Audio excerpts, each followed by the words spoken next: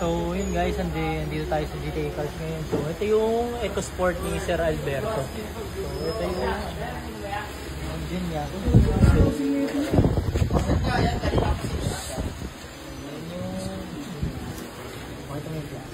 Nag-overheat.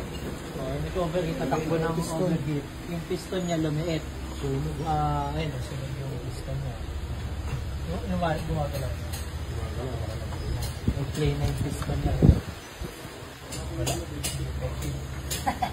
Basta yun. So, ayan yung so, papaayos natin ito, overhaul. Dahil natakbo siya ng overheat. So, ayan.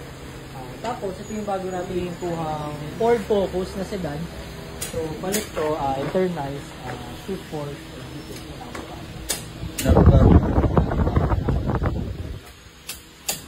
Abangan nyo. Ford Fiesta 2014. Ford Focus pala. Ford Focus sa sedan 2014. White.